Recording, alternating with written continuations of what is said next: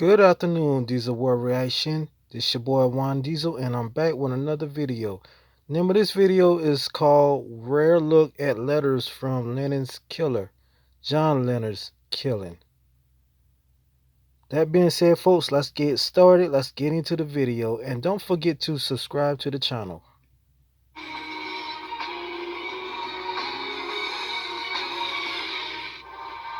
You're looking at the words of a killer. This is a first exclusive look at the letters Mark David Chapman wrote to his arresting officer, Steve Spiro. Spiro was first on the scene on the night Chapman fatally shot John Lennon outside Lennon's home, the Dakota, in New York City, December 8th, 1980. What did Chapman say to you, if anything? The first thing he said was, I acted alone. I thought that was very strange. And then he said, don't hurt me. And don't let anybody else hurt me. And I said, no, nobody's going to hurt you. You're with me. Once at the police station, Spiro says he spent more than 5 hours with Chapman. He was going like this, like with heartburn. I said, what's the matter? So I have a little heartburn. I said, you want some Rolaids or something like that? He said, you would do that for me? I said, yeah.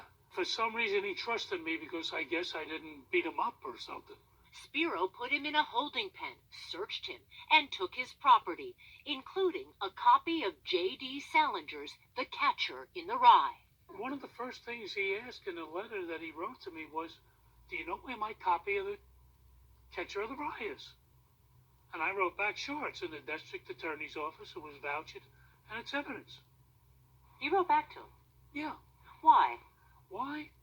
I think because I wanted to have him admit certain things that never got to trial. Like this. Look closely in this letter, dated March 10th, 1983, one of 4 letters Chapman wrote to Spiro.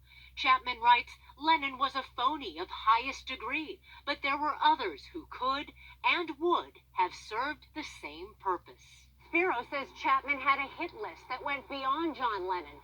Others targeted included Jackie Onassis, Marlon Brando, Walter Cronkite, and George C. Scott. Why? Spiro says Chapman thought these people were phony and hated phoniness, much like the main character in The Catcher in the Rye, Holden Caulfield.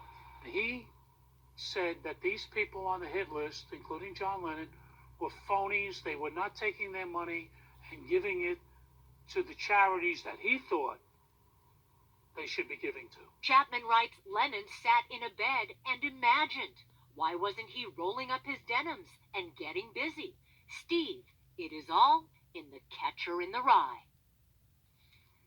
And now, exactly 30 years later, Spiro is selling those 4 letters, asking price $75,000. And when I asked him why after all of these years, he said he's 66, he's getting older, he has some medical issues, he wants to use that money to pay medical bills and also donate a portion to charity. And by the way, Wolf, also up for sale is the album Double Fantasy that Lennon signed for Mark David Chapman just moments before Chapman killed him. That album could fetch $650,000.